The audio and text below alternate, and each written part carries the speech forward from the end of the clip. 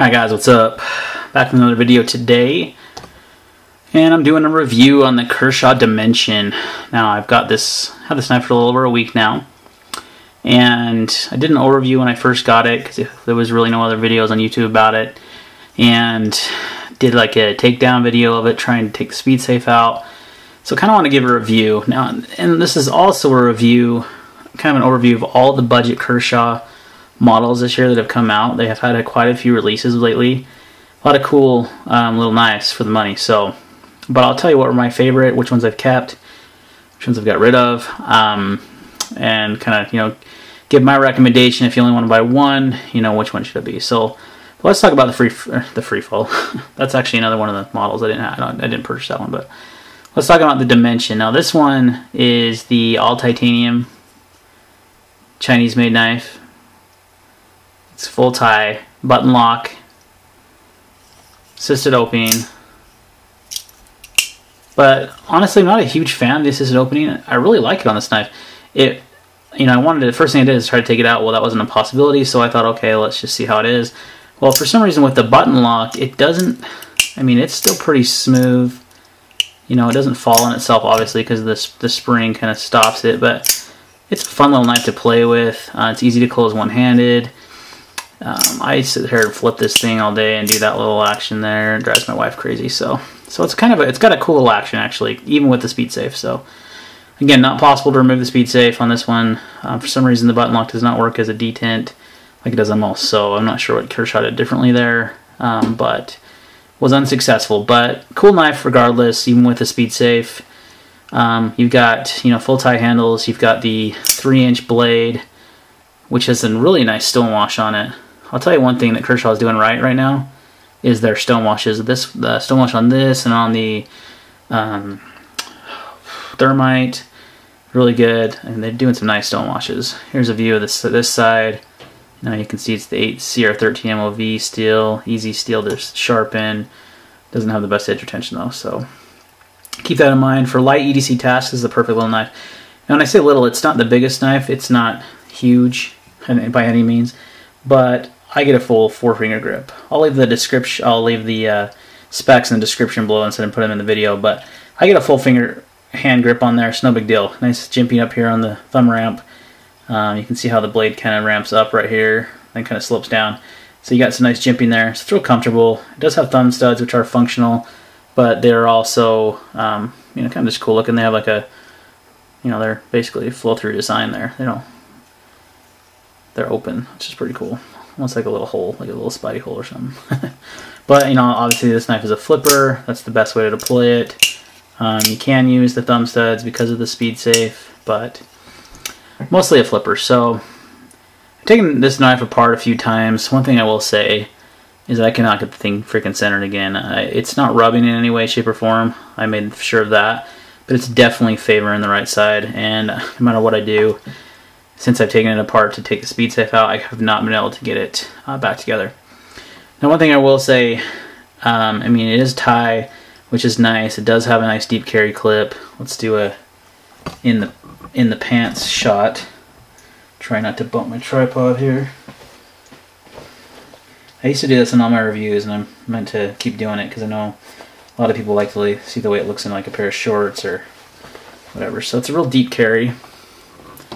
You can see here on a pair of my camo shorts here that it carries nice and deep, and it will carry pretty straight once these aren't folded. So it's a nice deep carry. You hardly have any of the knife showing, which is nice. I like that personally. I don't mind it one way or another, but I do like the deep carry. But I'm not gonna be turned off if a knife doesn't have it. So it's a nice little carry. It's not too terribly heavy. Let's see. I'll put this in the description, but just for fun, we'll get out the scale and we'll weigh it.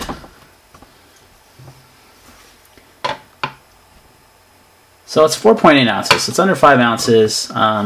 For some people that might be too heavy for EDC. For me, it's no biggie, and I like the weight. It gives it like a strong feel. It doesn't feel weak or cheap, or it's got some pretty decently thick titanium scales. It's got some nice lines too. You have this design here, so it's not just plain titanium. I'm not a fan of the bead blast though, because it just scratches like stupidly easy. I mean, you can see a mark here, and I actually received that way. Marks there from when I was trying to tighten the pivot, and the screwdriver slipped and scratched it up. So my plans for this knife, one reason why I got it was to do some heat anodizing with it, to kind of practice on that because it's not very expensive. And I think I also might do a, before I do that, or maybe whatever, I might do a Scotch-Brite treatment like I've seen on Sabenzas. I actually have a Sabenza coming here in a few days, probably Friday or Saturday, that's got a nice Scotch-Brite on it. It looks really good. So, and that helps reduce the scratches and just looks better. I'm not a fan of Bead Blast at all. It just marks up too easily. So it's probably the cheapest way to do it. So stonewashing, but stonewashing titanium handles are so good looking. So yeah, great little EDC knife. Now here it is compared to the injection, my other favorite budget Kershaw that came out. So it's a little bit smaller. The injection has a 3.5-inch blade versus the 3-inch blade of the Dimension. Here's a little shuffle. Obviously going to be bigger than that. And then I had my carry for today, the Emerson CQC7. Still need to do a video on that one. I did like an unboxing, but so just kind of some size comparisons. These are ones I had on me today, the Emerson for Tanto Tuesday. That's right. And I carried the shuffle. I carry the shuffle a lot as a secondary EDC. My camera battery is running really low, so hopefully this doesn't die. So, but that brings me to my next point, is if you're looking at the budget Kershaws, most people are favoring the Thermite of all the knives. And honestly, that is the knife I like the least. It's a good looking knife. Nice stonewash stainless steel frame, nice stonewash on the blade, you got the Spanto, but the handle is just too thin. I mean, it's just super thin and long. I wish they would have made it beefier. The Cryo 2 had a much beefier handle, and I actually like the Cryo 2, but I decided to sell a couple of the cheapies. Had just so many of these budget Kershaws that I sold a couple of them, kept these ones, plan on keeping these ones. I really like the injection. You saw my review on that. The Dimension I really like too. It's a fun little knife. It's unique. It's different. Not a lot of button locks out there, and especially button lock flippers with titanium handles for, you know, 60, 70 bucks. I paid 55 off a guy. I got this, someone pre-ordered off Blade HQ, got their pre-order. I don't even know that they're in stock right now anywhere, so I've been pretty lucky when I get my hands on these knives a little bit early. The Thermite and the Cryo 2 are again at Cabela's. That's the only place that has those. But the Dimension, haven't seen one for sale except for the few that got pre-orders, so they must have been a small batch that went out. So I really enjoy the Dimension. I think it's a cool little flipper. It's got some nice design elements. It's got full titanium handles. It's got a nice stonewash blade. It's a nice size for EDC, 3-inch blade. You know, it's a good size knife. I mean, it's comfortable in the hand, very ergonomic. There's a reverse grip for you. You know, your sharing grip. So it's a fun little knife. If I were to recommend one budget Kershaw, it would probably be the Dimension, just because it's unique. It's titanium for that cheap. Nice stonewashing. You get a button lock. It's a flipper. It's a fun little knife. I do like the injection a lot too. I recommend this one. I did a stonewash on the blade. Actually, I should say Alex Dietz put it in his stonewasher when I was up there. So he kind of did a light stonewash on the blade. It looks a lot better than the Bead Blast.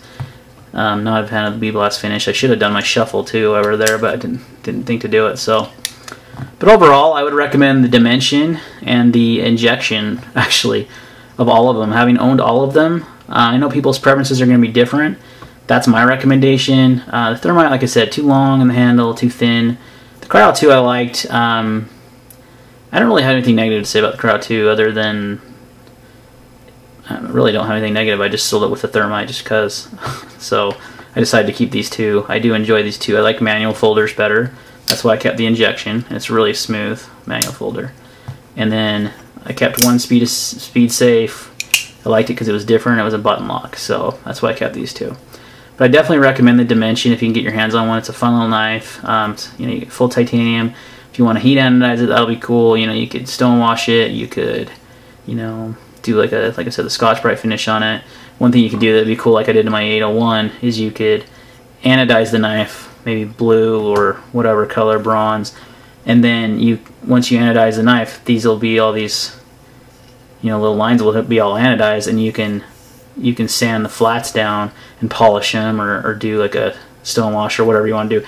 So there's a lot of customization with titanium knives, And that's what makes the Dimension, I think, the winner of the group, is because it's just more customizable. Now you can heat anodize stainless steel, so you could do some stuff with a thermite. But you know, doing a new scale on a thermite is going to cost you money and more than the knife's worth. And I think that's why the Dimension is the winner, because it's the best value overall. It is a little bit more expensive, but you get full titanium handles, which gives you a lot of customization. You've got some nice standoffs, nice open through design. The button lock's pretty cool. So I think that's why this one is the winner of the budget Kershaw 2013 models. That's just kind of my opinion. Let me know what you think. If you have, you know, some of the budget Kershaws. I did sell a thermite to a friend on Instagram. Sold the Crowd 2 on the forums. So, you know, if you got those knife and, you know, if you have the Dimension, you know, tell me what you think. I think this is my favorite, followed by the Injection. This is so close to the Todd Rexford Custom, you know, in design. It's crazy. So it would be pretty fun to put some titanium handles on this. I mean, obviously you'd be spending more than the knife is worth, and you'd still be stuck with the 8CR13 steel, but it'd be kind of fun to do. Who knows, I might end up doing it myself. So anyway, guys, I think that's it for the video today. Any questions or comments, leave them down below, and I'll see you next time.